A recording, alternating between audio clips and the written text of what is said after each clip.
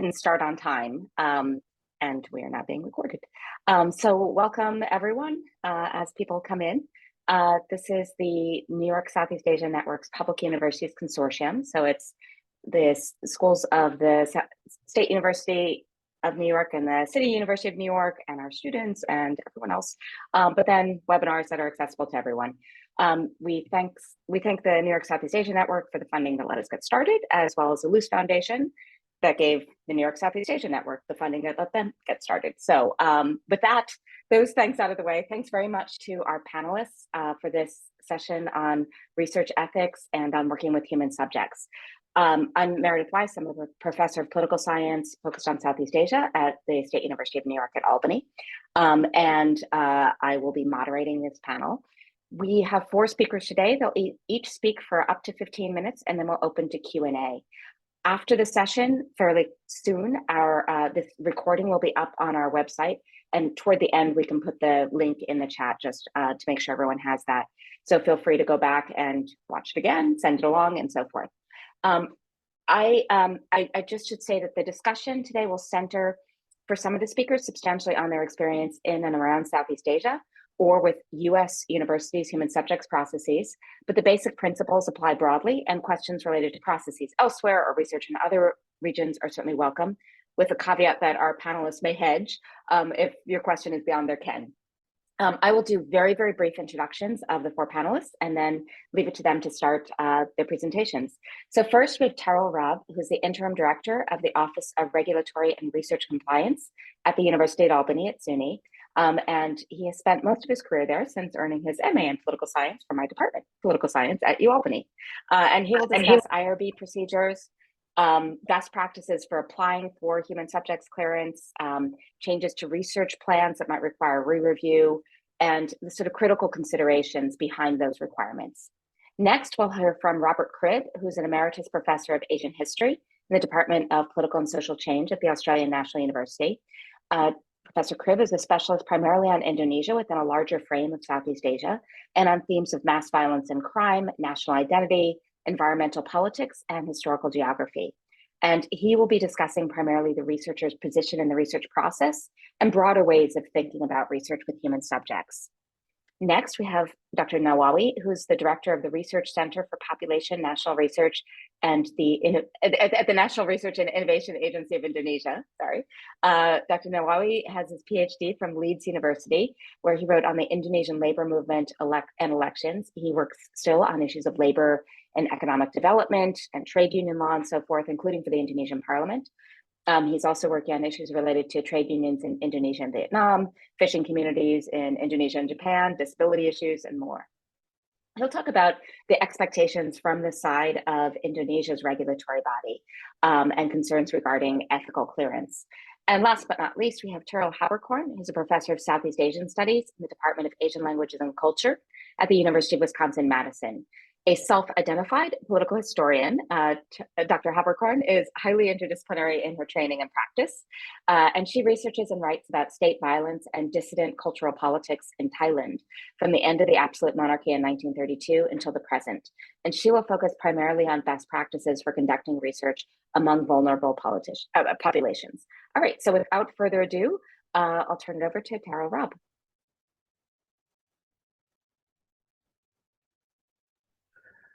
Thank you, Meredith. And thank you, Zheng and Karina, for putting all this together. And now for everyone's favorite portion, hearing from the IRB office.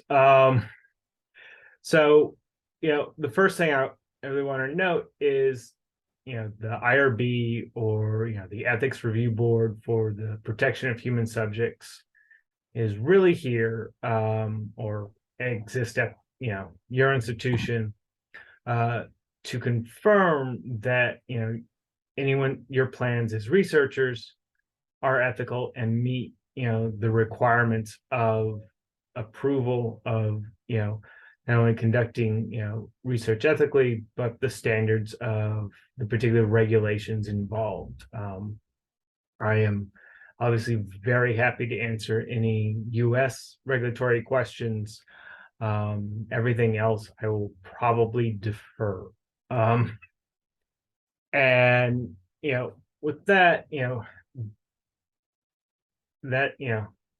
that's an important point to remember when looking at international research. Because very first, you're going to want to ensure that your plan meets your institutions, your regulatory schemes, whether it's US, Indonesia, India, wherever, as a minimum.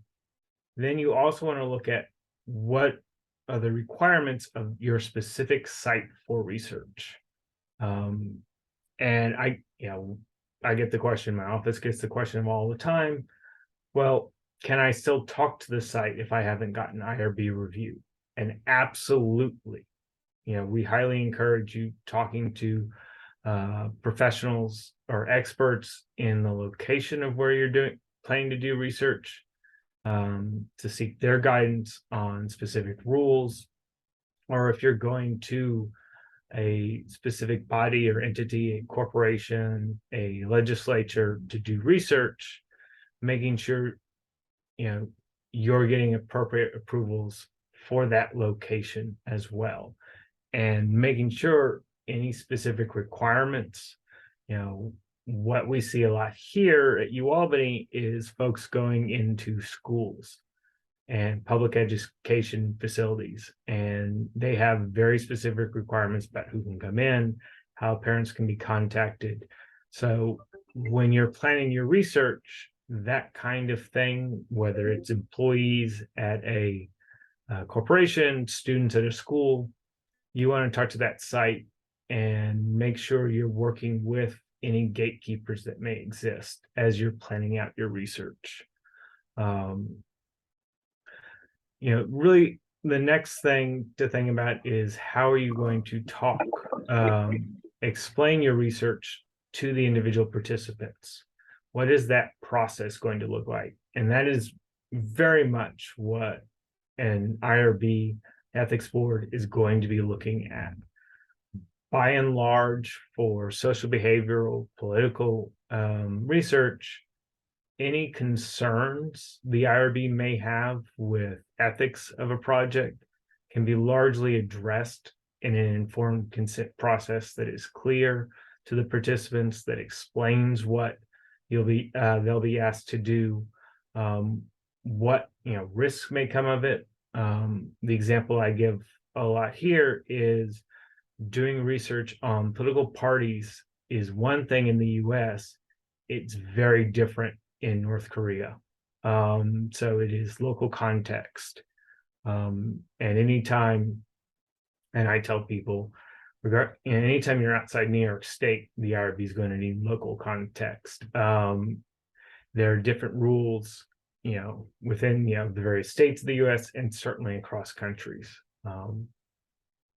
Those are really the high level things, and so I'll cede the rest of my time and happily address questions should anyone have them later. Okay, terrific. We now will move on to Robert Cribb. Okay, thanks very much. So thanks very much, Meredith and Jung and Karina for putting this on. Thanks very much, ladies and gentlemen, for coming along. Although we're all speaking, we're also very interested to hear your reactions, because the world of research ethics is still very much in flux, and there's lots of interesting and important questions that can still be asked. So the ethical turn in humanities and social science research is, of course, a very good thing. Last century, when I did my PhD research, there was no attention at all to ethics. It doesn't mean that we behaved unethically, but it simply wasn't a part of the consideration of how to conduct research.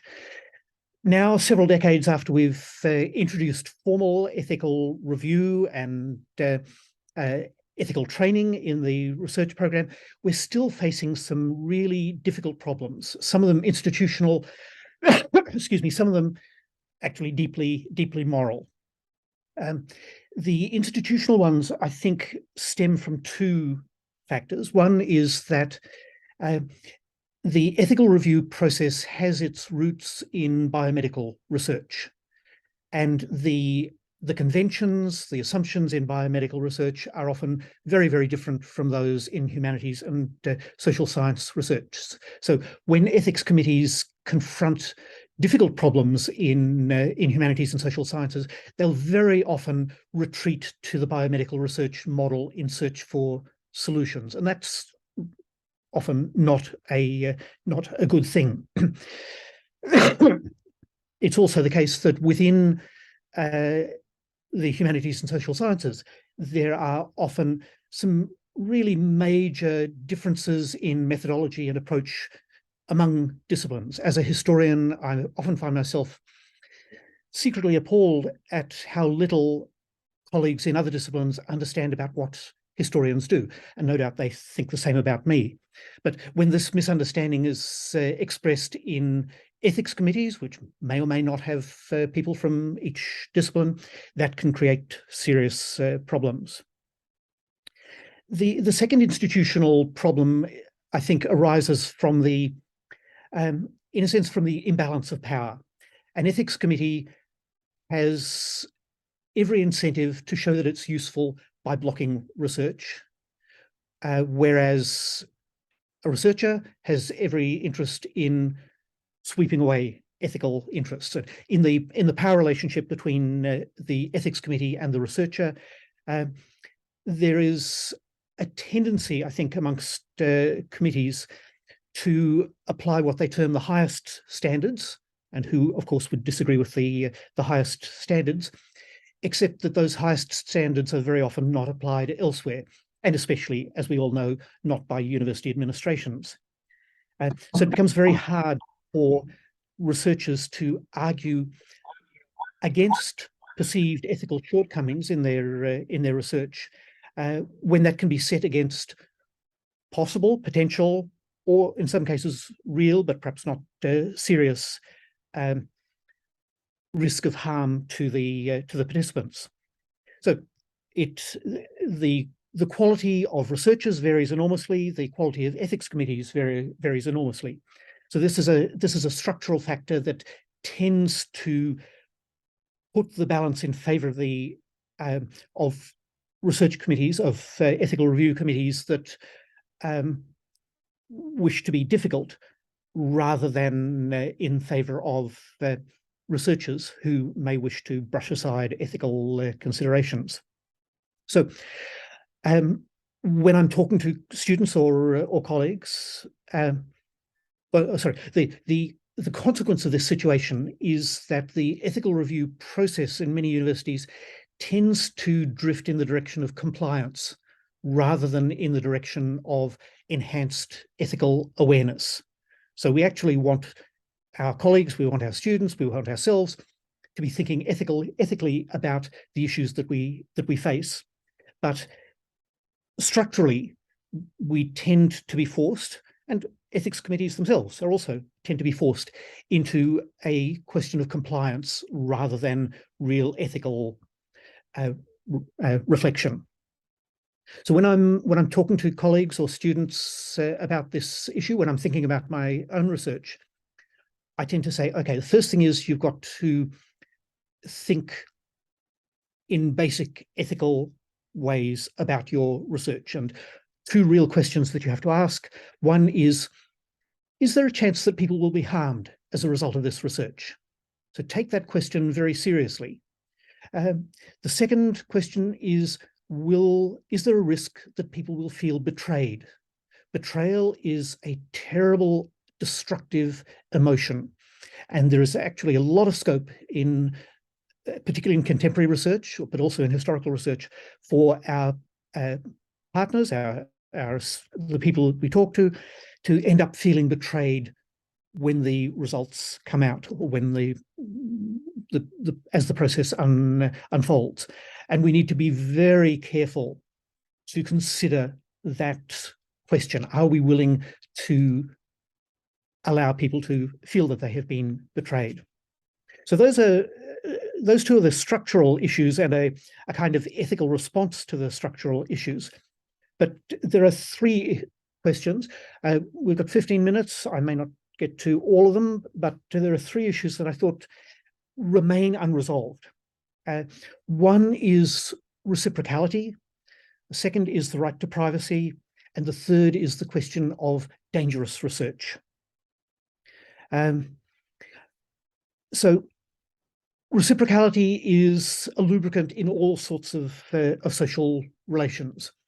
In the West, we tend, at least not just in the West, but in Abrahamic societies derived ultimately from Abrahamic religions, we tend to have the idea of a kind of categorical imperative, that there are things you should do without regard for consequences, because they're the right things to do. But reciprocity is very important, even in the West, and particularly important in many non-Western societies. So working out just what reciprocal obligations arise from the research that we do can be a very difficult question. And this involves some understanding of the cultures that we're working with. Many of you will know, for instance, that in Japan there is a distinction between on and giri. On is a moral obligation that exists forever. It can't ever be repaid, the obligation of children to their parents. Whereas giri is a debt of action, a debt of something which can be repaid. Now, what kinds of reciprocal obligations does our research generate? In fact, this was a topic that I recall as a PhD student discussing with other PhD students. So it wasn't part of the formal training, but it was certainly part of our consciousness. And it's difficult because we have to consider the social circumstances. We also have to avoid being precious about how important our interaction with our research partners might be.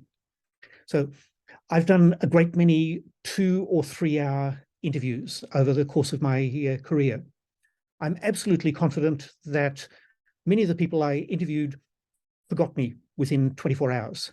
They'd offered a little bit of time, and in response, I had been respectful. I'd given them a social event, I'd given them a bit of entertainment, conversation on topics that they wanted to talk about. I'd given them an opportunity to influence the outcome of my research. They'd given me 3 hours of time. But it seemed that the mutual obligation was pretty much exhausted not long after the interview. On the other hand, in other cases, people have really opened up, and I've developed, if not friendships, then at least relatively close relationships. I think the crucial thing is to be aware of, to be culturally aware, to be aware of the situation in the society that you're working with, and to consider just what obligations. Ethics committees, by their nature, will tend to take a fairly mechanical approach to obligations, insisting, for instance, on sending a copy of the results to the participants. That may or may not be the right thing, but it's a crucial ethical issue that I think we need to consider. The second is the issue of privacy. Of course, we all recognize that people have a right not to participate in our research. We've all had the experience of people who either turned down a request for interview or agreed to an interview but stonewalled and said nothing. There is a broader argument that everyone has the right to privacy. They have the right not to be investigated. The Deputy Vice-Chancellor, the Deputy President of ANU at one stage told me that I shouldn't be investigating Suharto, Indonesia's former president, because I didn't have his consent to investigate his past actions. So my pretty strong feeling on this principle is that that people have a right to personal privacy, but once they move into the public sphere, and a great deal of people's actions are in the public sphere, then they are subject to investigation. They're subject to accountability, and that we as scholars should not be party to image management for people who have committed nefarious acts in the past. The final question is the question of dangerous research. I just had a look, and last year 67 journalists were killed for their investigative work. This is recorded killings around the world. Of course, nothing like that number of academics has been killed, fortunately. People who talked to those journalists were probably also killed, but we don't know. We have no idea of how many there may have been. Ethical committees, of course, do not allow dangerous conditions in labs. They don't allow research teams to put research assistants and the like in dangerous conditions. That's a very strong and a highly, it's not just ethical, but it's also moral. But there is a really strong risk that focusing on the safety of all concerned will ensure silence, that it will perpetuate power structures. So amongst the issues that we need to consider on this, and I don't have any good answers, I'm afraid, we need to consider the power relations within any team, and really be very careful that a team leader is not putting subordinates within the team into harm's way. We need to consider whether the research itself is generating additional risk, or whether it's simply taking place, additional risk for the participants, or whether it's simply taking place in a dangerous environment. But we need at the same time to be alert to the risk that not investigating these issues is upholding oppressive structures.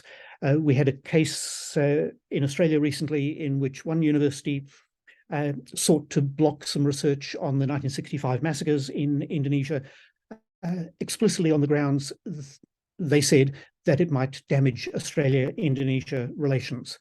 And I think once we move into that kind of terrain for blocking research, we're in very problematic territory. So thank you very much. I'm looking forward to your comments.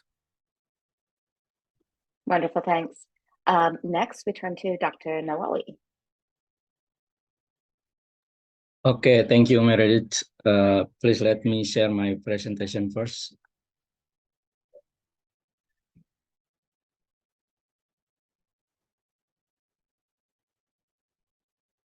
Okay.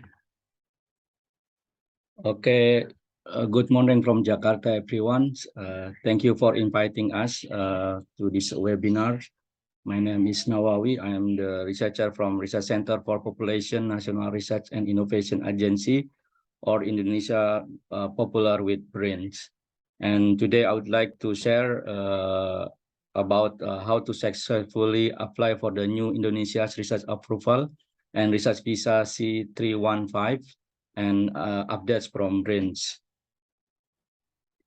A bit brief profile of BRIN. I think it is very important for all of you to know about BRIN because this is a new institutions now in Indonesia working with the research and innovations.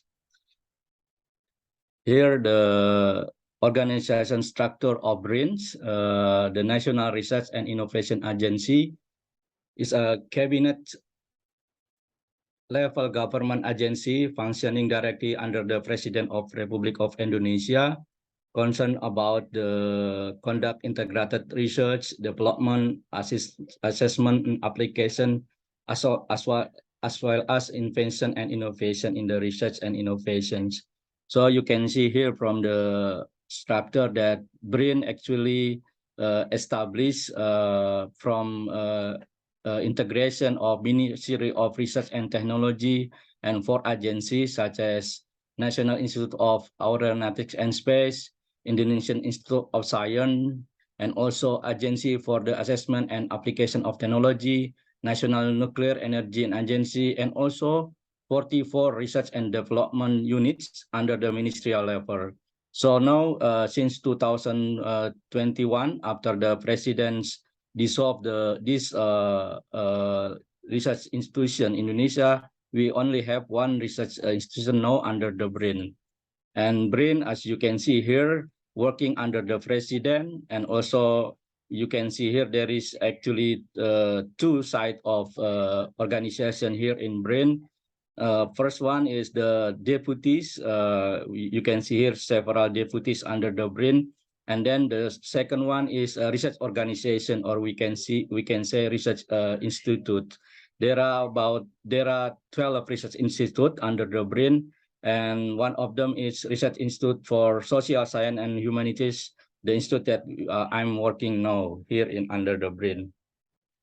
Here are the three main rules of BRIN as a science evidence-based policy provider at national, especially for ministry and agency and regional administration, and also improving science and technology, research and innovation ecosystem through the role as a funding agency and executing agency.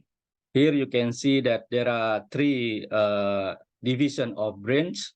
First is the producing policy recommendation, consists of the coordination between three deputy here, deputy of development policy, deputy of research and in research and innovation, and deputy of research and RRE, you can see here. And the second one is executing agency, involving 12 research organization or research institution, and also 85 research centers under the BRIN. And also usually executing agency working with the local and global collaboration, including external funding.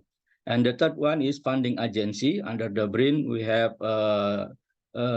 coordination under 4 deputy to provide fundings, especially under the local and global matching fund, and also external partners. So this is actually the three main rules of BRIN. And here I can see I want to share about our institute, Institute of Social Science and Humanities, is established since 1st September 2021.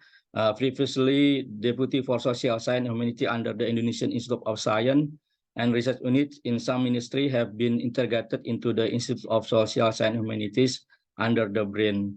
We have 7 research centers here under the institute. You can see here the Research Center for Population, Society and Culture, Politics, Area Studies, Education, Religion and Belief, and Research Center for Law.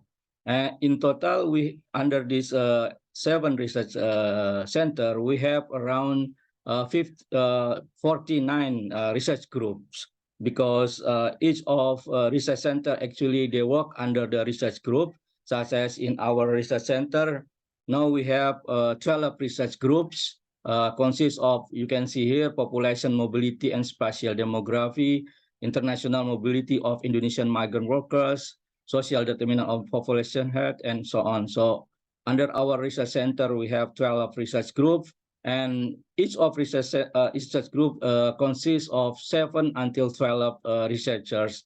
In our research center, we have 120 researchers working in 12 research groups. You can see here. So each of research group actually they have scope of research, various scope of research, of course, because many of them also come from different academic background. For example, sociology, anthropology, economic, politics, statistics, and so on. So we work under this research group in our research center.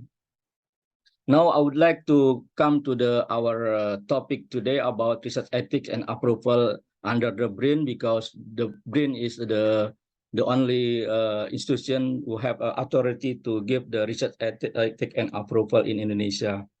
Here, the preparation before conducting field research in Indonesia, you can see here. The first one is the important thing, you have to make a memorandum of understanding or letter of intent or letter of agreement with the BRINs.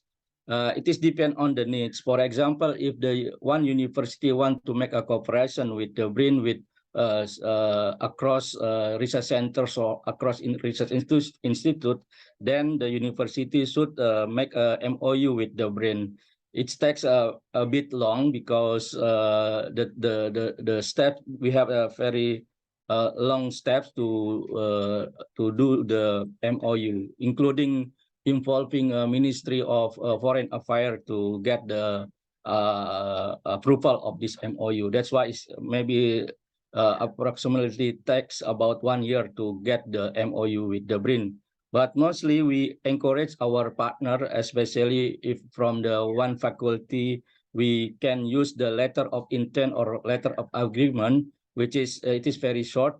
Even within not less than 1 month, we can have this kind of agreement. Then after that, our partner can apply for the ethical clearance in our ethic committee in BRIN. Here you can see the some document needed for the ethical clearance here under the BRIN, and also the website or the link to process the critical clearance ethics here in the BRINs. The process use online process, so you the applicant should upload all the document needed for the ethical clearance. And the processing time is only about 3 until 8 weeks or 2 months, but it is actually depend on the what months you apply for this ethical clearance. If you apply this month, for example, March or May, actually this month is the heavy burden for the ethical clearance, because BRIN also starting their research projects at the beginning of the year. So this month, so many application for ethic clearance sent to the ethic committee under the BRIN. But you apply, for example, during the July or Augustus, it is a bit not too busy time for the ethical clearance committee to process your ethical clearance.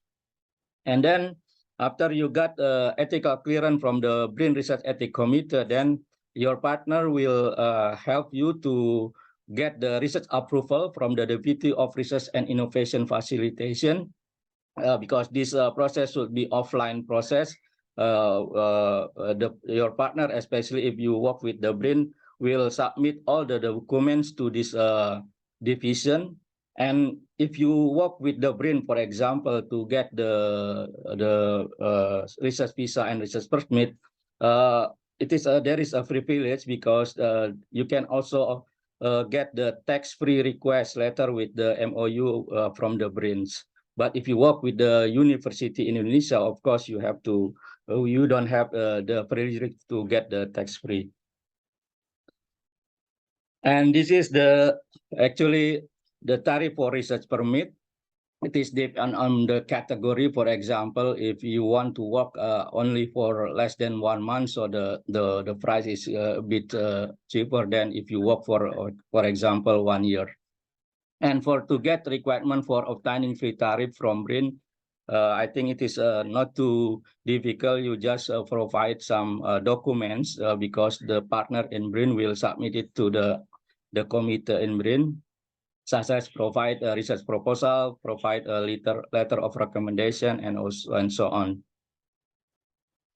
Now, about the C315 online visa application, this is also one of the important steps. After you got the approval from the BRIN, then you can continue to apply C315 online visa application. This is the normal procedure. Actually, based on our experience, the procedure of e-visa application helped by our centers, because it is depend on your needs. If you can also you can also actually apply by yourself, but you should use the password and the username of from our research center. That's why mostly to apply the e-visa, we help our partner to apply first. For example, guarantor registration, and then the guarantor apply for e-visa. And then because the fee for the visa paid by the US dollar, and in Indonesia, we still have a bit difficult to get the transfer money from overseas. Then sometimes we pay first the visa fee payment for our partner. And then after 5 until 10 days working days, then the applicant will get the notification of the status of application. So actually, after you got approval from RIN, there is no problem for the e-visa application procedure as long as all documents submitted to the application procedure is complete with no lack of documents. Here, the example of the process of the e-visa in immigration office, the step, and also example of the C315 visa for the research visa in Indonesia. And the important thing about before doing fieldwork in Indonesia, there is also additional documents such as here.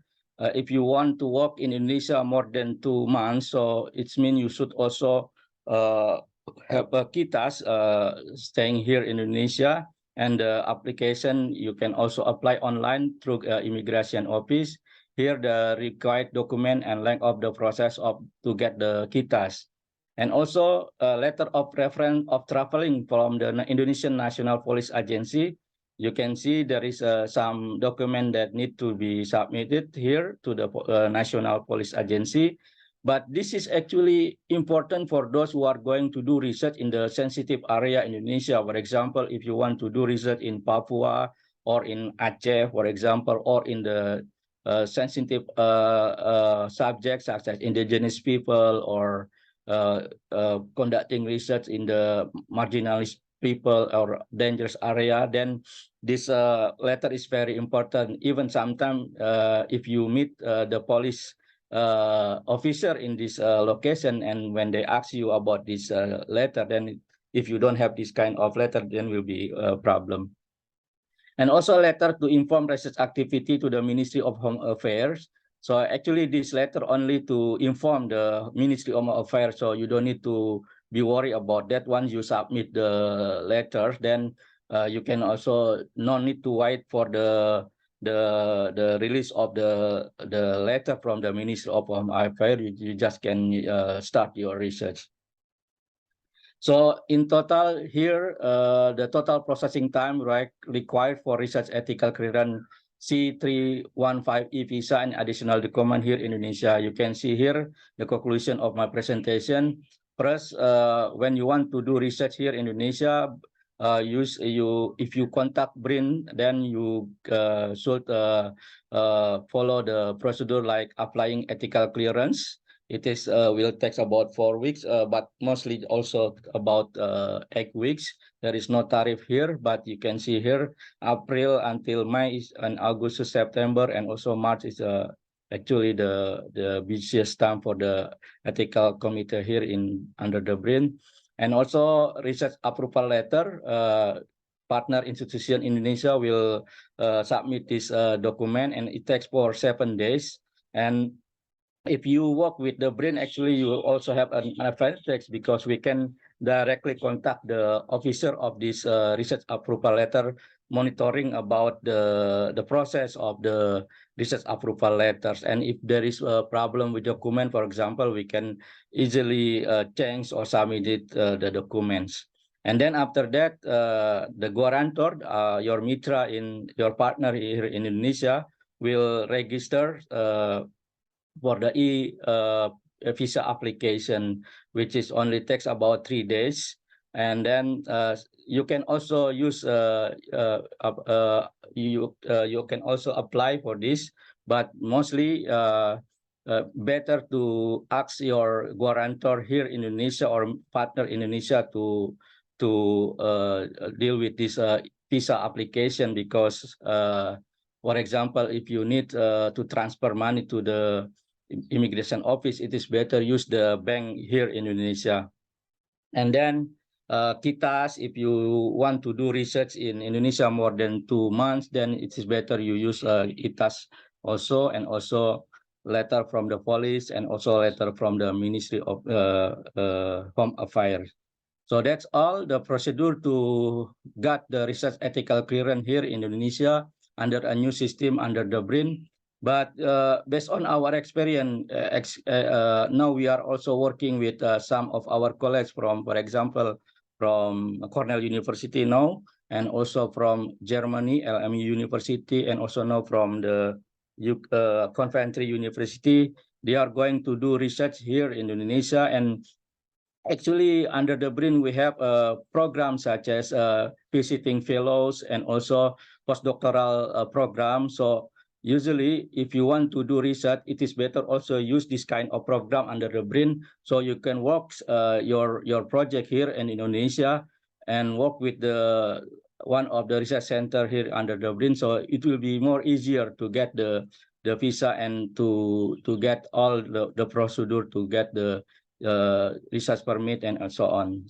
I think that's all. We can have a discussion about this in the Q&A session. But Okay. if you want to contact me directly, you can also send email to this my email. I think that's all. Thank you.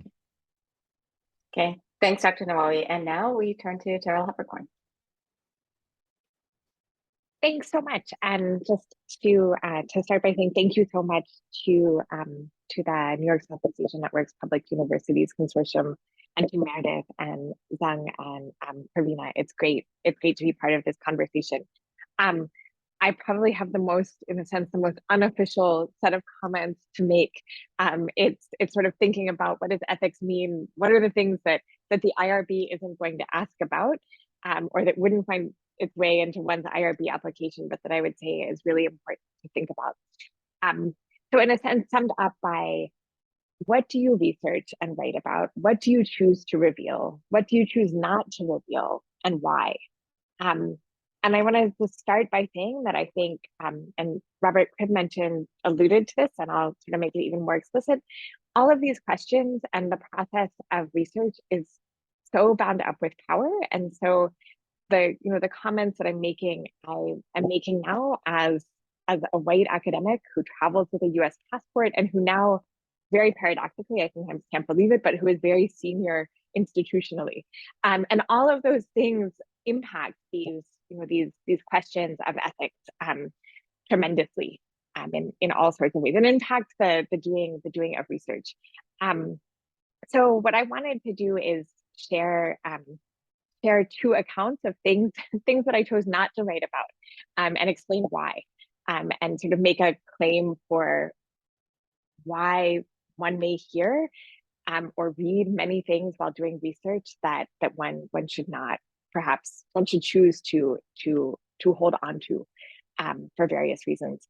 And part of this also comes from, I am sure this was definitely my experience in graduate school, maybe it isn't anyone else's, but so often the discussion, and this was not just in graduate school, since then as well, but so often scholars in the humanities and social sciences will frame their research as, oh, I had this great research success, I was able to get an interview with X, or I had this great research success, I got access to these documents that no one else has had access to. And I think that's a somewhat dangerously seductive way of thinking about things. So I just want to say, be wary of that sort of strategy. But the two things that I chose not to write about, even though I don't think the IRB would have thought it was covered by my IRB request. When I was working on my dissertation project, I was writing about state violence and dissident organizing in Thailand in the 1970s, and I spent about 2 years doing archival research and oral history interviews with people who had been involved in various dissident action. And part of this involved being invited to be a visitor at a number of reunions of former members of the Communist Party of Thailand, sort of in the status at that point I was given by a former uncle farmer comrade, who was very much against US imperialism. He gave me a name that translated to Comrade United States, which was his not so subtle critique of sort of ongoing imperialism. But I was there as a researcher, and everybody who who I met knew that I was writing a dissertation about what had taken place. And I heard many stories about people doing things that at the time, this was in the early 2000s, were still illegal, that they could have been prosecuted for, about some of the devastating deaths that their friends experienced. And I never wrote about any of it because my sense is that, and this I think gets at what Robert pointed out about betrayal, is that even if you tell someone that you are a researcher and you are writing about a particular topic, that detail often flies away very quickly, particularly after you spend a lot of time with people. And so I think it's worth thinking about, if I choose to write about these things, what will it mean for someone's life? Will it get them into very concrete trouble in terms of potentially being prosecuted for something they did 30 years ago while they were engaged in fighting against the state? Or is it just a secret in someone's life that perhaps they don't want to find into a dissertation or a book? That's the first one. And there's so much information. It's okay to have things we don't write about. The other is much more recent. I just finished, literally just a month ago, finished writing a book that looks at the most recent period of dictatorship in Thailand through rewriting, through examining a series of court decisions made under the dictatorship regime, and then rewriting them using a method from feminist legal studies. And I chose to write about there's over 2,000 political cases from the regime. And in the end, I chose to write about cases that are all completely in the public domain. Everything about them is in the public domain, sort of accessible online through public databases. And I did this even though before COVID, the lawyers who I've worked with for a long time let me spend 4 months just in their file room. And I read about things that had never been in the news and that are sort of an incredible account of how terrible the military dictatorship was. And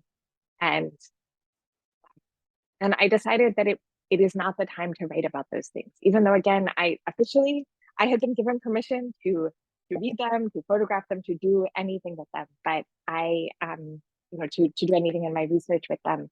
But I decided not to do so, sort of for two reasons. One, I often don't think it's necessarily the job of the scholar to reveal. Sometimes it is. Sometimes that is really crucial, but it's not always the right time. And often the question of it not being the right time is precisely about who will it impact if one chooses to do so. And the other analytic reason is that I realized when I was thinking about these questions of, is it the right time for information to be made public, and in particular to be made public sort of in the context of English language scholarship, not so sure about that either, but that I could make the same argument with material that is in the public sphere. And to me, that's often a really important question, that just because one has access of a particular kind, sometimes that you have been able to create, not through your work as a scholar, but through other work that you do alongside being a scholar, do you necessarily want to use that information, or are there compelling reasons to choose to draw on what is otherwise publicly available? So I'll end there and just say I'm happy to answer questions. And I think about this, I think about this all the time, of what is our work as scholars and what is our work too as, I think very differently when I'm working with colleagues, for example, writing a report that isn't going to become scholarship that gets published under my name, but that is a human rights report or a translation of various things that I'll stop there. Thanks. Okay, thanks very much. And let me figure out how to make this pin go. Oh, remove pin, here it is. Okay, so I'm delighted that we have actually a lot of time for Q&A. And so feel free to put questions in the chat or just to raise your hands to ask them. And so we have, and one of the things I think was especially valuable about this set of presentations is the mixture of understanding these questions of ethics and of clearances and so forth, really from two interactive perspectives. One is the regulatory framework of what are the rules, how do we make sure that we jump through the right hoops and we get the approvals and all of that, which is necessary. I mean, I recognize a whole bunch of my department's PhD students on here, for instance, and if you want to have your dissertation go through, you need to check those boxes. If you want to research in another country, it's incumbent on you to find out what the regulations are, what the processes are, what those rules are looking for, and follow those and so forth. But then at the same time, so much of this is not just about the questions of what's allowed, but also how we should understand what it means to do this research ethically, and how that reflects, our priorities as researchers, but also how that makes for a much more reflexive research environment for us, in the sense that we're really not just thinking about, as Cheryl was saying, things that maybe we are able to do but would choose not to do because it's not the time or it's not the place. Or if you are yourself as a researcher uncomfortable with the work you're doing, that's probably something to pay attention to, and to think of that as a question of research ethics, rather than just something to set aside because the IRB checked off the process. That often better than a regulatory body that can only apply these sort of broad neutral criteria, what actually is suitable. All right, so with that said, we have one question first in the chat from Chu Peng, so I'll just read it out, and unless Chu Peng, if you are here and want to speak. Going. All right, so how do we also think about privacy in digital or social media research? So there's an increasingly salient issue of how we can think about this again from both perspectives here of sort of what are the actual rules, which I think are important to know, and then also what we might think about as we actually do that sort of research. So who wants to respond first? Any of our panelists? I can take a stab, and I'll start, kind of briefly with kind of the regulatory requirement. It's going to really, the IRB is going to look at how is that publicly available available in the digital social media. And I will say specifically at UAlbany, we would only consider it public if it is readily available to any individual without, having to log on to that site. It is just out there. Otherwise, we would consider it some level of controlled. That being said, the IRB is also going to look at, is it private? Is there an expectation of privacy? It's one thing to get information from, the public feed on Facebook. It's another thing to call information from direct messages. How are you getting that information? What parts of social media are you using? And then to that end, I gotta speak, other places have requirements to access, things under their control. Facebook, Instagram, a lot of these major social medias also have policies that are relatively restricted to outside individuals doing research with their data. They're very happy to do their own research, but they throw up hurdles from an institutional compliance aspect, which is really beyond what the IRB is going to worry about. Are you following the rules of that platform? And I think really, Robert put it very eloquently in, when you look at ethics, is someone going to feel betrayed by when you take that information and how you use that? That's really what we try and get at when we talk about informed consent. Do the participants understand the purpose of the research, what procedures you're going to use, and what are the outcomes? How are you going to share that information? Anyone else want to jump in? Robert? I suppose I could add I do see the big question as betrayal, but in a hypothetical case, if I were monitoring neo-Nazi activity and I was able to get into a neo-Nazi discussion group and monitor what people were saying, I think that is on the okay ethical side, because it is investigating something which is of public importance for which people should be held to account. But at the point, if there were a point at which I started to pretend to be a Nazi, to become a friend with members of that group, deceiving them as to my presence, my intention, then I think that steps over the boundary of betrayal, and that's something that I wouldn't do. Tirila Nawawi, do you want to speak on this? You are not obligated to. I would just say it's a big question for me also. You know, I think especially in terms of emergent social movements, I think where so much of what is taking place, the place to track it is on social media. What I've been trying to think about is, you know, if information is, if someone makes a post that they class as public, and for example on Facebook, can it really be treated as public? You know, even though it definitely in terms of it can be accessed by someone who isn't logged in. But it's all to say I have the same question. I wonder if Chu has an idea that she wants to tell us of what she thinks we should, how we should be thinking about it. Well, I suppose one point is also that we. Oh, sorry, Nawawi. Oh, sorry, thank you. Mean to interrupt. Okay, sorry. I'd like to talk about the Indonesian experience about conducting research in the social media. Here, we also have a very strong social media, especially if we talk about the politics. But in Indonesia, of course, we have to be careful when we use the social media data because pro and contra about politics. As for example, we have a kind of buzzer and also netizens power, which is sometimes they have a different or specific agenda to speak in the social media.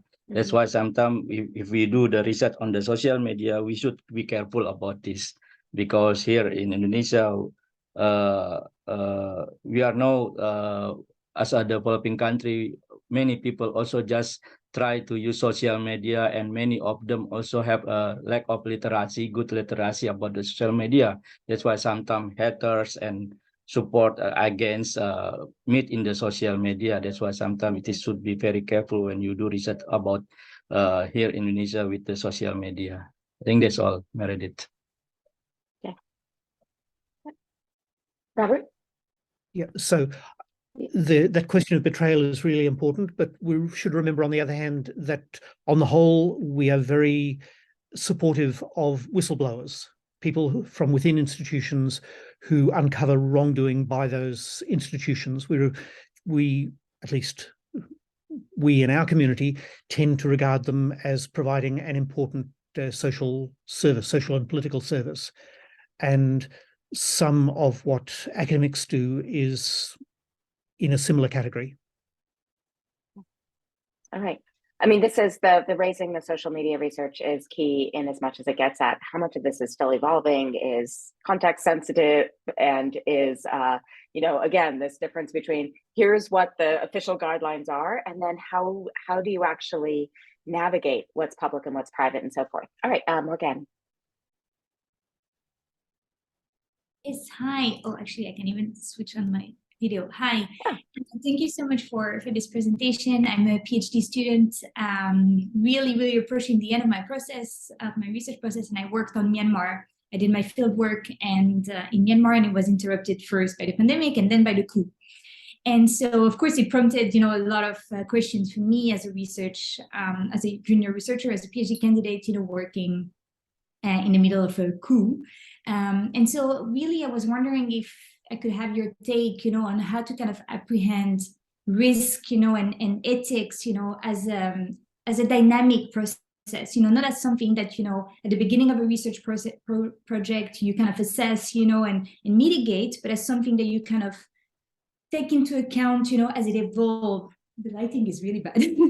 As it evolves, you know, with your project, and how to kind of maybe revisit some of the research finding or research techniques that you've used, you know, when you're doing the research analysis or the data analysis, because you collected them at a time. I know it's a very specific question because not everything is interrupted by, you know, major event as a coup could be, but yeah, so I think that's kind of my question, you know, how to apprehend, you know, those questions in a dynamic process, and how do we kind of mitigate risk for our participants, of course, that might have agreed to speak with us or to participate in our research at a time where the research, environment was different, but also for ourselves, to tailor for the risk of, political appropriation or instrumentalization of our research findings by a regime or by a political actor, because it was published, at a time where we felt we were free to say certain things or things like this. Yeah, so I hope I'm being clear. Thank you.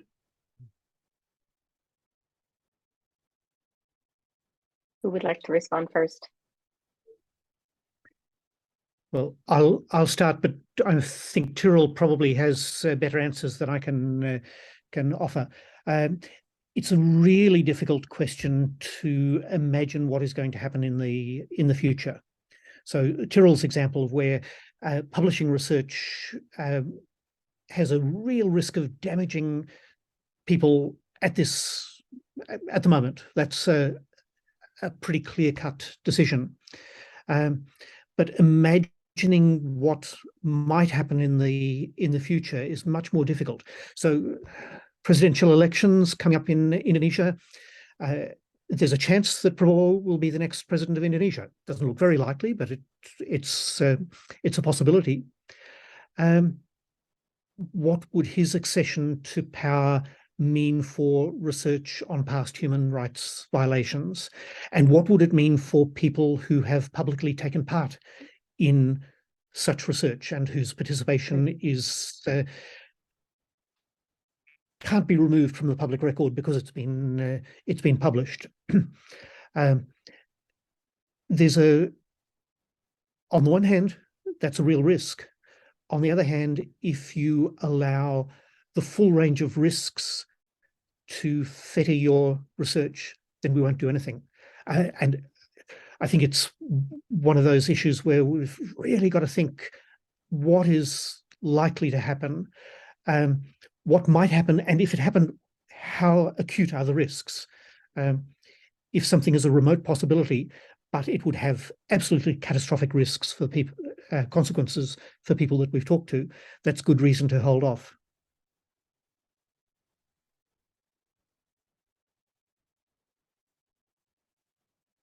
I would echo Robert and say I think it is incredibly challenging. I think I can't imagine I think in the context of present day Myanmar and the sort of the rapidness of the shift with the coup in particular, there's huge questions. I think, and also, I mean, it's very hard to prevent one's work from potentially being taken up by a regime. When the Thai coup happened in 2014, I didn't hear any reports of them using English language scholarship to try to identify dissidents, but they did call through Thai language journal articles and books to see what people had been writing. I know that the special branch police used all of that mostly to identify, not to find names of people in the analysis, but actually mostly to go after the authors themselves to see who had been writing what sort of where. That's incredibly hard, I think, to prevent. But I think especially in this moment now, my sense is that after the coup has happened, or after a coup has happened, or after there's been a change in government, that's the moment where you can decide what it makes sense to write about and what it makes sense to not write about right now. Maybe you save it for the future and to talk about, I suspect, the best thing is to talk to other people working on these questions in Myanmar and see what people are finding. But I think the strategy is always to write as in a sense as little as possible. I would say I know one thing that sometimes people have done is to embargo. One strategy is you can embargo your dissertation for a certain amount of time. But I know people who have done that, and then of course it gets to the end of the 5 years. Eventually, it becomes public. Institutions have different rules, but in many cases, it eventually becomes public. So that can be a partial strategy, but it's hard. Any other thoughts on this? I'll jump in. Just a couple of quick. It's also thinking about and analyzing how you report out. How likely or how possible Is it going to be to re-identify those individuals?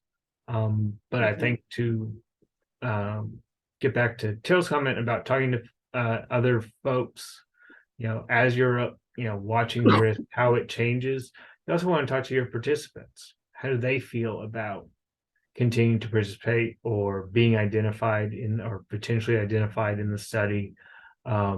It's really important. The consent, I say all the time, the consent process is not a one-time event. It continues throughout the life of the research as you're collecting and using that data. Some areas of the world, Europe comes to mind. They have specific requirements for individuals being able to come up at any time and be forgotten. So it's really, you want to think of consent and working with your participants as an ongoing process and not a one-time thing. And they can, and promote, as I said before, with most social behavioral research, it's that consent process and the understanding that folks have of what are the risks involved that, they can best know what they're comfortable with.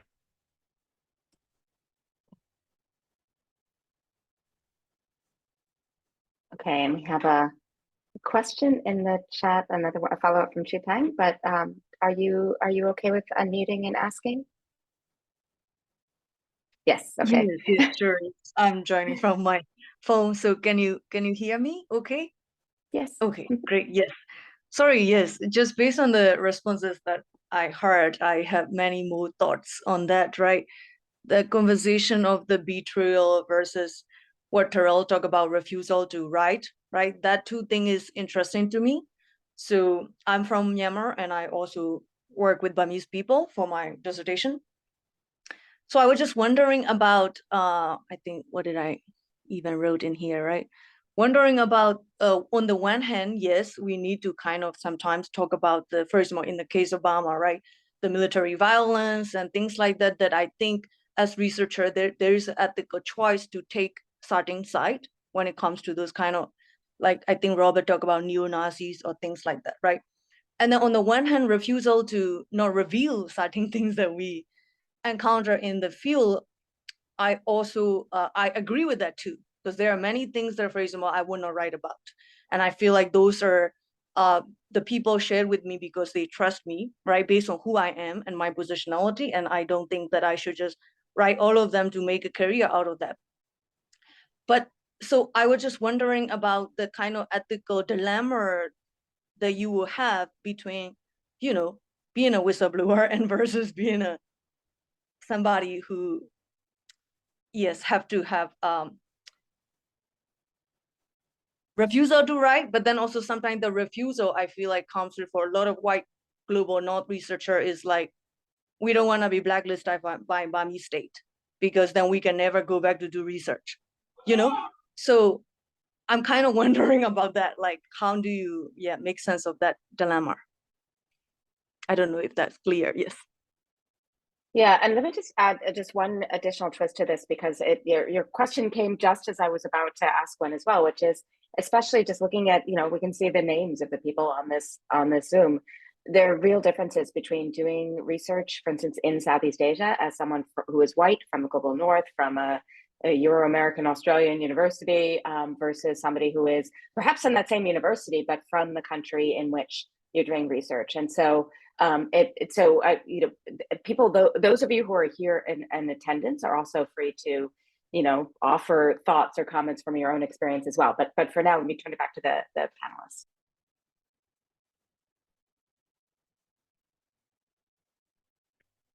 Well, I'll start, but again, I suspect Tyrrell will have better responses in comments in response. I suppose it seems to me that we're torn between two things. One is how each of us as an individual places ourselves ethically in relation to these difficult problems. So there are several of the issues that we've discussed could lead to different conclusions. We could decide to publish, we could decide not to publish. We ideally, each of us would not only reflect deeply on those issues, but we would talk to people that we trust, try our perception, our ethical judgment out on our friends and colleagues, and see if we really are happy with the conclusion that we've reached. So on the one hand, great is truth and mighty above all things. On the other hand, we really have to protect people. But we're also in a regulated environment. We're also in an environment where IRBs, ethical review committees, are looking at what we do and trying to impose the standards that they believe will lead to good outcomes. And there's a bit of a sense in all our discussion of wanting to say that the considered ethical position that I have really reached is the one that everyone else should also apply. So I put a lot of emphasis on that question of betrayal, because I think that's a crucially important thing. Other people might not put so much emphasis on it. So this is really a general comment. We're caught between the regulatory impulse saying these things are right and wrong, they ought to be a matter of law in effect, and at the other end, these are a matter for individual decision, and it's not my business to tell anyone else what to do. So I think your question, Chupang, is several questions there. They're all really good, but it's terribly hard to go beyond what how I myself would respond. As a historian, I have the privilege that if I'm blocked, I can use archival material. I don't, I've got a huge amount of material that I'm supposed to have written up that I haven't written on. So I don't have to worry about being blocked. It's not going to have any effect. But for other people, it's absolutely crucial. So, sorry, Tyrell, rescue me from this morass. I love it. And so I would also say the few things that I want to say, and I have another question I want to throw into the mix too, are very much, I want to be clear that I can explain sort of how I negotiate these things. I'm not at all suggesting everybody should follow how I do it. But just to, to speak in the context of Thailand, thinking of both Chu's question and Meredith's question, in Thailand, it's the military government has even served during the regime but when it was officially a military government, now it still really is, but only unofficially.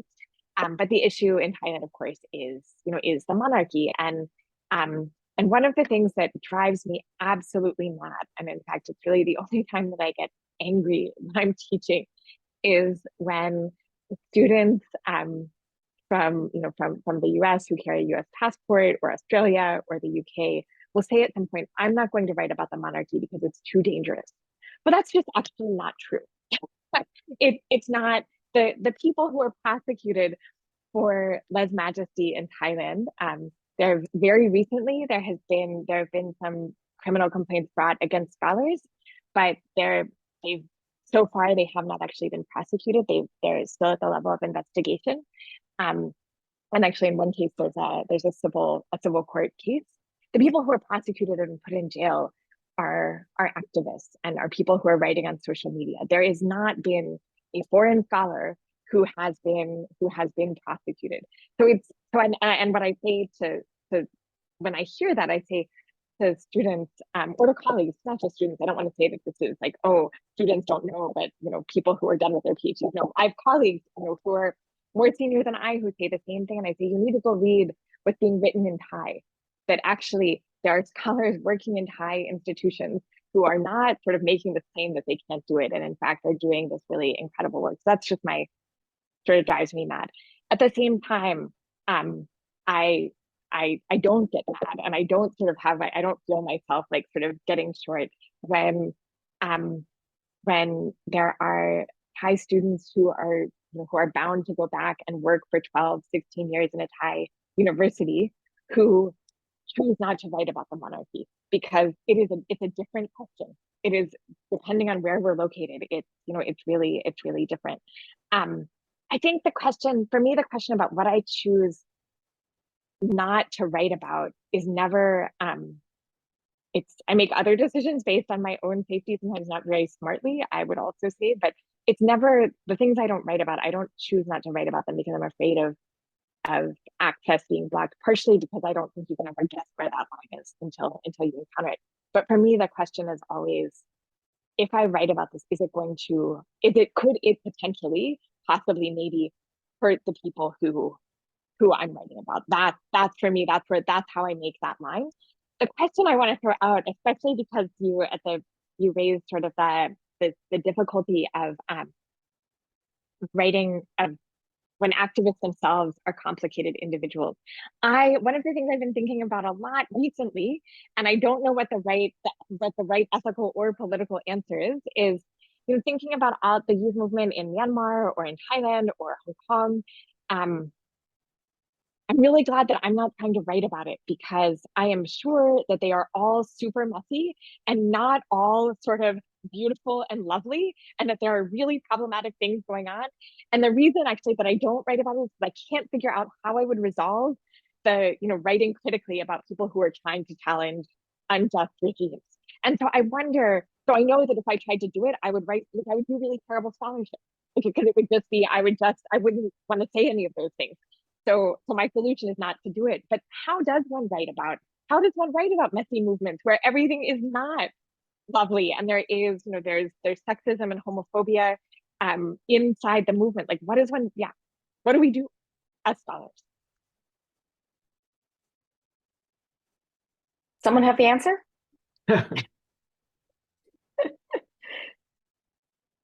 Yeah, I'll just add one sort of additional angle to that, which is I don't have the answer to that, but I think another question that arises for me in writing about different forms of activism frequently is also whose story it is to tell. So it's not necessarily a question about what penalty the Malaysian state is just not so competent that I would worry that I would ever have penalties regardless. But actually this was a huge issue for me when I was first writing my dissertation, for instance, and then after that also with a few projects, where it just came to seem just so bizarre that here I was, this white person who was writing these histories of Malaysian activism or tracing these movements, and it seemed really inappropriate. Especially when I had, student groups asking me to, tell their history and so forth. And it was a Malaysian senior colleague that said that, in fact, he and his colleagues in Malaysia couldn't write this stuff, that they would face penalties, whereas nobody's going to read it, in the state if I wrote it anyway. So there really wasn't a risk. But even beyond that, I don't think that even occurred to me, to be honest. I was pretty naive. I think beyond that, it was really this question of, yes, I have the privilege to be able to get, people may meet with me for an interview, or they may speak with me in a way that I see how dismissive some of the same people are of, Malaysian PhD students who are on projects that I worked with, for instance. You shouldn't be worried about these questions. And so, there's the question of who should be telling the story, and then whose story it is. And those are not always exactly the same thing. They're not precise counterparts. But the person, when you write academic work, or when you do journalism or anything else, you offer an interpretation. So this is why Tyrell's question actually brought me to this point. Is this question of, do you gloss over the ugly parts, or do you give a triumphal story? Are you really critical? Because if this is a movement that's still in progress, for instance, and it may be all factual, it's all correct, you're doing good scholarship, but it raises doubts about the movement, or it scares people away from it, or something else.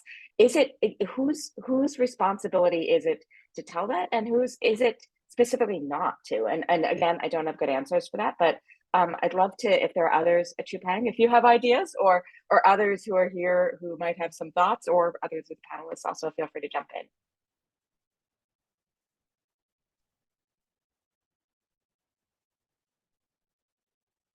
I also don't have an answer, but sorry, was Robert gonna say something?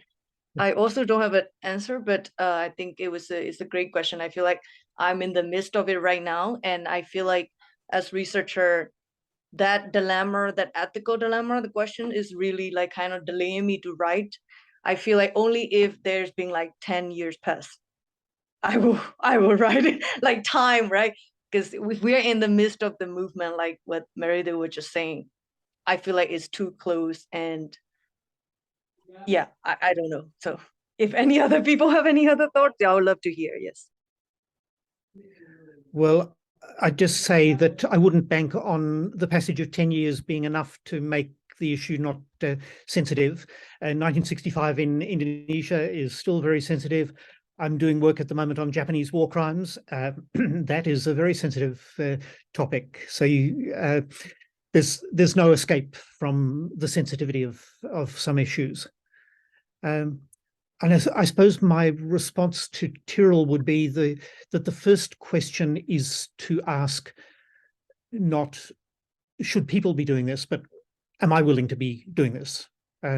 So in my position, do I think it's okay for me, whatever person I am, to be doing these things, to be writing about someone else's history? And it's then, having worked out what ethical position you want to apply to yourself, it then becomes a question of how vigorously you think that position, you should apply that position to other people. Should you just seek to persuade them, or should you seek institutional means to restrict them? Should you be criticizing them publicly for doing it? All those are reasonable responses, but you've got to work out your personal position first, I think, on these ethical issues, before thinking about whether issues of the global north and who owns what particular categories of people own particular stories starts to come into the discussion.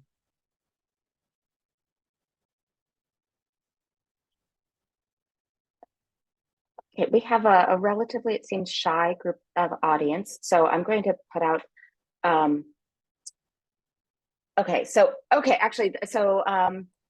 Wait, this question, if you'd like to say it aloud, all right? Because this actually was pretty much the question I was about to ask. Yeah. Plus, now I get to see you. Okay. Hi everyone. My name is Hari. I'm a PhD candidate under Professor Meredith's supervisor. Yeah. So I'm doing research on NGOs and donors, and now I'm thinking what the impacts that the NGOs will face in the future. So my question is basically asking the impacts of our future research maybe not be obvious or evident in the short term, but there may be several possible risks. So maybe in my research, because I will interview NGOs, and then maybe in a couple of years, donors community will read my research, and maybe they will have different, opinion, different interpretation, and maybe different practical consequences regarding maybe their approach to NGOs, their grants policies to NGOs, and etc. So my questions is, what are our roles as researchers, and how, the best way so that we can help the research participants maybe navigate or identify those possible future impacts of our research. Thank you. Terrific. And yeah, the question I was about to throw out, given the silence, it seemed, was really precisely the same thing, is especially for early career researchers or PhD students, how, Robert, you gave us a few questions to keep in mind, for instance, but those are sort of the don't do questions, don't betray and so forth. But what is your advice for, what are the questions one can pose to oneself or to, test subjects of how do you think through what the risks are in a very practical way beyond, and this is, again, there's a regulatory answer, and then there's if you were starting off again, what questions might arise of how you think through the future implications, as Hari's asking, or, what are the perspectives to keep in mind, and how? So a checklist for the PhD students and early career researchers here would be great.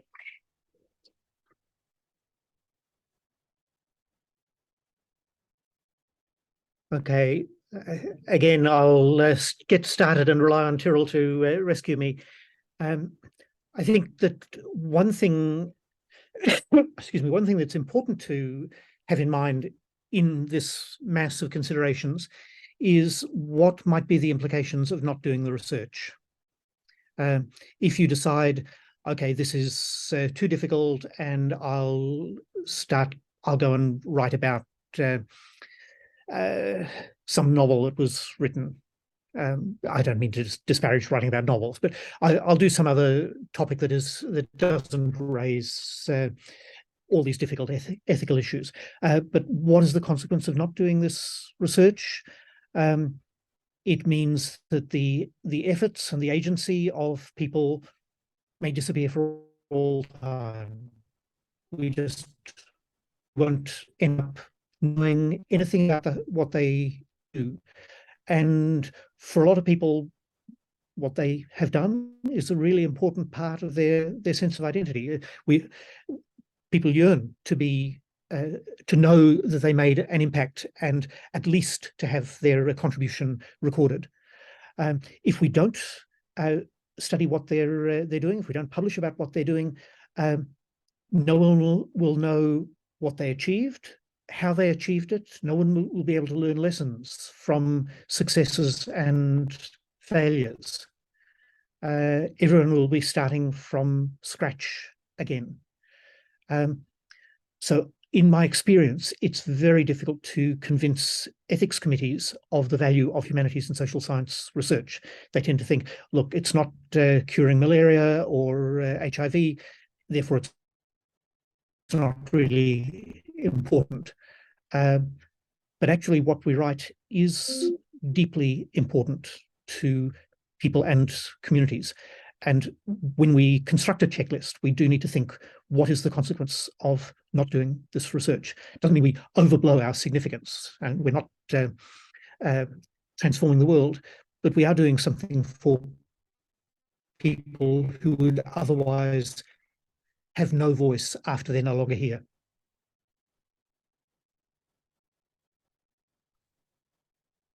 Other I really panelists? like, I'll jump in to say, I really like Robert's, I only have one sort of suggestion, but which is the one I use, but I wanted to say, I really like asking the question of what are the implications of not doing the research? I think that's a great question to think about. For me, in terms of the ways to help research participants navigate or identify the possible future impacts, is to have a really frank discussion about risk.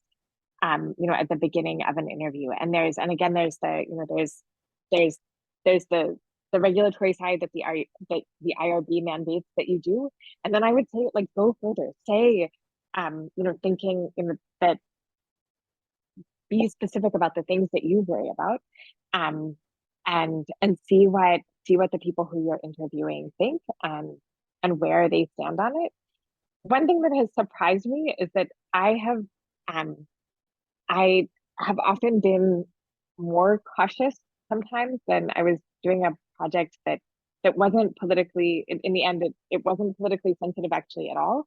But because so many other things that I had done I sort of brought those assumptions to this particular project. And so I started, and I said to I was interviewing, it was doing oral histories of people who are intellectuals outside universities.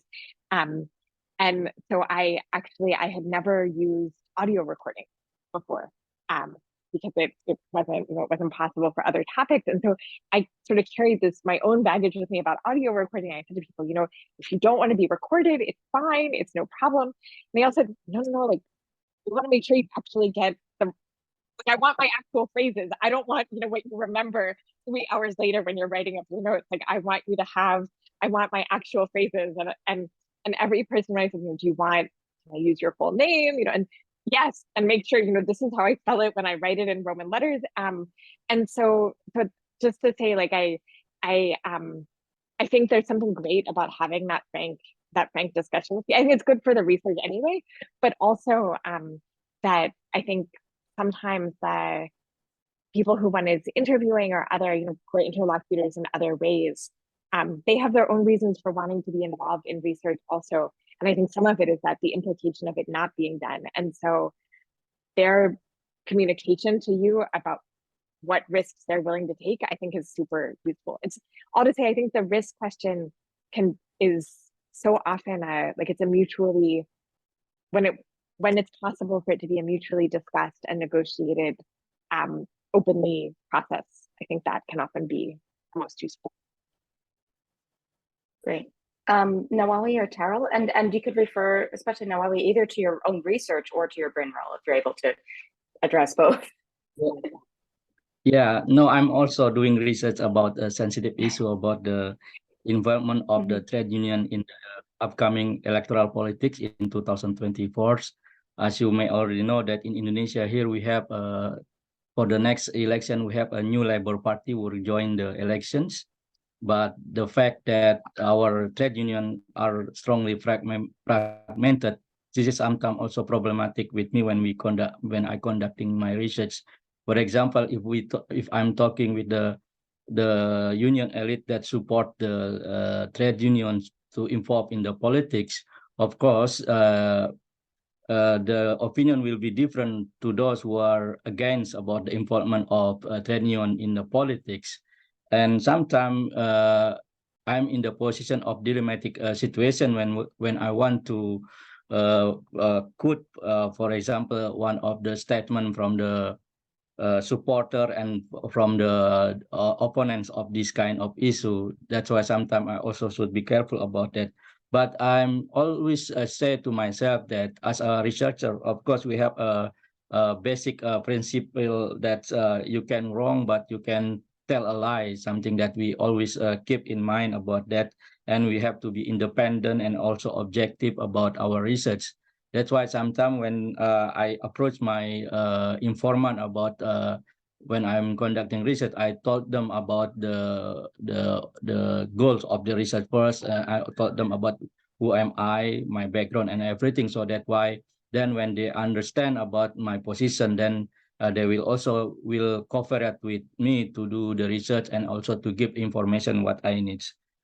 That's my experience working with the trade union here in Indonesia, because here trade union also very fragmented in Indonesia, and sometimes if we talk about some issues, even I have experience when I write an article about the law on the trade unions.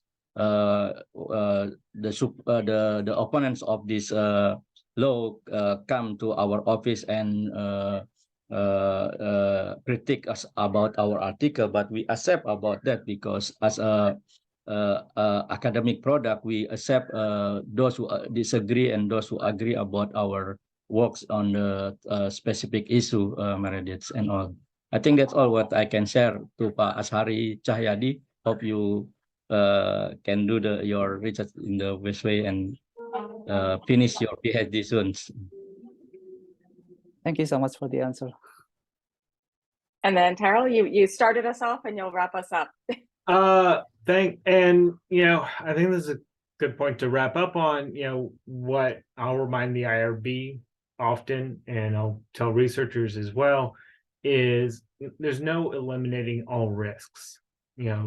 Their risks are inherent in research. But as Terrell said, really having that conversation with your participants, with your informants, what are the concerns? And also that you can't necessarily predict all of the risks. An IRB is really going to kind of ideally mechanically look at, what is the probability and magnitude of harm that could come to an individual, from their participation in the research. The IRB, regulatorily speaking, the IRB is really going to look at what is likely to happen. I try and get IRBs away from, X event could potentially happen in the future. Yes, but there's no real basis for that, and we can't, stop the research for that. But really have, keep harping on it, but that whole informed consent process, and informed consent is in and of itself is a very much a regulatory,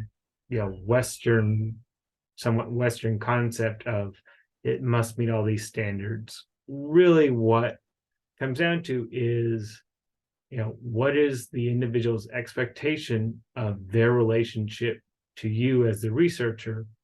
And, I think this is a perfect way to put it is, would they feel betrayed, if you do something that, is outside that expectation? Okay, that is, I think, well, beyond the fact that we're out of time, that's a really nice way to wrap things up. So thanks again to both Jenny and Karina for the logistics of putting this together, to Nicene and the Lutz Foundation for the funding that made this possible. Not to our panelists, because you don't get any money. And then to our wonderful panelists for taking the time this morning or evening, depending on where they are, to speak. And again, we'll have this online very soon, so you can find it there. And thanks to all of you for coming, and go forth and do ethical research.